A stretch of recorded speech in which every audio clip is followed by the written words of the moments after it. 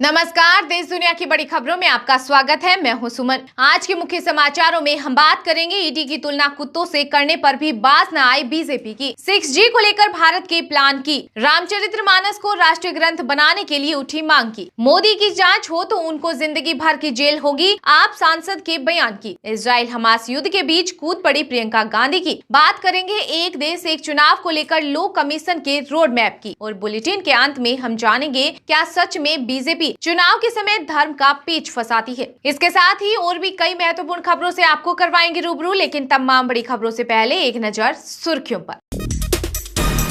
भाजपा के इशारे पर नाच रही ईडी सीबीआई। राजस्थान के मुख्यमंत्री अशोक गहलोत का बीजेपी पर हमला। बोले पीएम मोदी की यहीं से उल्टी गिनती शुरू। मोदी जी की जांच हो जाए तो उन्हें जिंदगी भर जेल में रहना पड़ेगा। आप सांसद संजय सिंह की 10 नवंबर तक हिरासत बढ़ाने पर मोदी सरकार पर हमला। कहा वो एक भ्रष्ट नेता हैं, अडानी के साथ मिलकर करते हैं भ्रष्टाचार। सरकारी कर्मचारी दूसरी शादी करेंगे तो हो जाएगी नौकरी खत्म। असम सरकार ने जारी किया सर्कुलर। कहा पति या पत्नी के जिंदा रहते ऐसा नहीं कर सकेंगे। एक अकबर आता है तो 100 को अपने साथ बुलाता है। अपने ही बयान में फंसे असम सीएम हेमंत बिस्वा शर्मा। अब चुनाव आयोग ने भेजा नोटिस, 30 अक्टूबर तक देना होगा जवाब। इजराइल हमास युद्ध के बीच कुचले गए सभी कानून। कांग्रेस महासचिव प्रियंका गांधी का एक्स पर पोस्ट। बोली ऐसी कोई मर्यादा नहीं जिसे तार तार न किया गया हो। हैंग मोड में थी यूपीए सरकार, रीस्टार्ट करने बैटरी बदलने से नहीं हुआ फायदा। पीएम मोदी ने किया कांग्रेस पर वार। बोले भविष्य यही है और अभी है। ब्रिटिश सरकार ने जब भारत को गुलाम बनाया तो मां दुर्गा कहां थी। आरजेडी विधायक फतेह सिंह का विवादित बयान। बोले ये सिर्फ एक काल्पनिक कहानी। एनसीईआरटी किताबों में इंडिया नाम बदलना कतई स्वीकार नहीं। केरल सीएम पिनराई विजयन का बयान। बोले ये संघ परिवार की विभाजनकारी सोच, संविधान में दोनों नामों की मान्यता।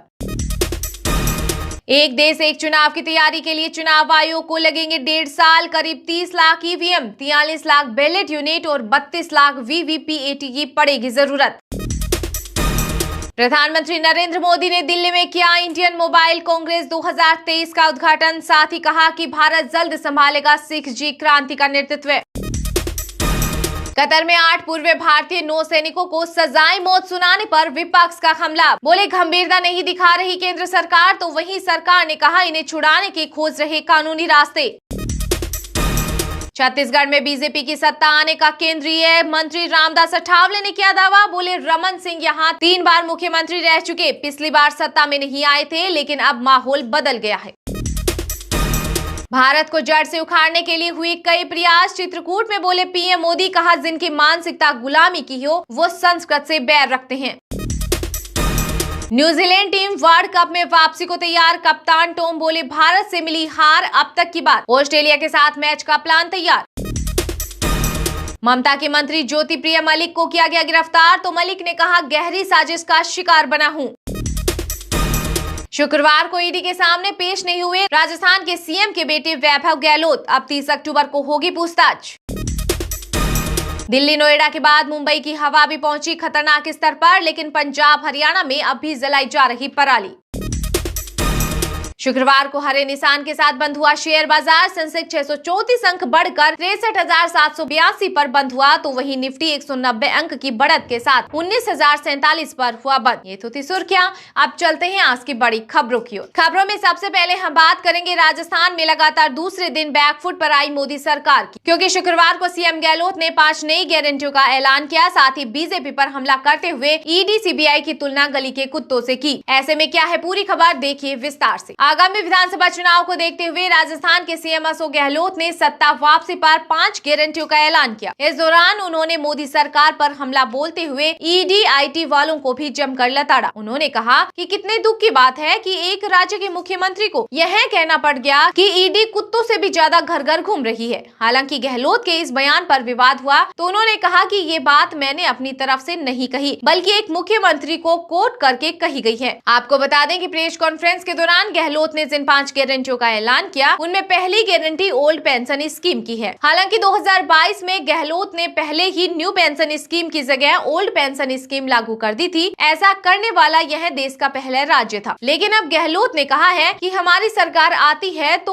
ओपीएस जारी रखेंगे। दूसरी गारंटी फ्री लैपटॉप की है। हालांकि फ्री लैपटॉप की घोषणा गहलोत सरकार के इस कार्यकाल के बजट का हिस्सा थी, लेकिन यह योजना कागजों से आगे नहीं बढ़ी। अब गहलोत गारंटी दे रही है कि सरकार आई तो सरकारी कॉलेज के छात्रों को फ्री लैपटॉप दिया जाएगा। तीसरी गोधन पशु गारंटी है। यह गारंटी छत्तीसगढ़ की कांग्रेस सरकार लॉन्च कर चुकी है। अब गहलोत सरकार भी गाँव में पशुओं का गोबर और गोमूत्र खरीदने की गारंटी दे रही है। इसी कड़ी में चौथी अंग्रेजी मीडियम स्कूल की गारंटी है। बता दें कि गहलोत सरकार ने प्रदेश भर में अंग्रेजी मीडियम स्कूल खोलने की योजना लॉन्च की है। अब इसे आगे बढ़ाकर पंचायती स्तर पर लागू करने की गारंटी दी जा रही है। पांचवी गारंटी चिरंजीवी आपदा राहत की है। गहलोत सरकार ने इस कार्यकाल में चिरंजीवी स्वास्थ्य बीमा योजना लॉन्च की थी, जिसमें प्रत्येक परिवार को 25 लाख रुपए का स्वास्थ्य बीमा दिया जाता है। अब गहलोत इस योजना को आगे बढ़ाकर इसे आपदा राहत तक बढ़ाएं। ये गारंटी देते हुए सीएम गहलोत ने कहा कि आज राजस्थान में गारंटी का नाम कांग्रेस है, तरक्की का नाम कांग्रेस है, भरोसे का नाम कांग्रेस है। हर परिवार को पैसा मिलना चाहिए। विपक्ष कहता है कि प्रदेश दिवालिया हो जाएगा। हम इसकी गारंटी देते हैं कि राजस्थान दिवालिया नहीं होगा, क्योंकि हम लोगों ने सोच समझकर एक्सपर्ट की राय लेकर ये गारंटी बनाई। गारंटी तो शुक्रवार को पीएम नरेंद्र मोदी भी देना चाह रहे थे, जब उन्होंने दिल्ली के प्रगति मैदान में इंडियन मोबाइल कांग्रेस के 7वें एडिशन का उद्घाटन किया, लेकिन वे अपने कार्यालय की शुरुआत से पहले ही बात करके रह गई।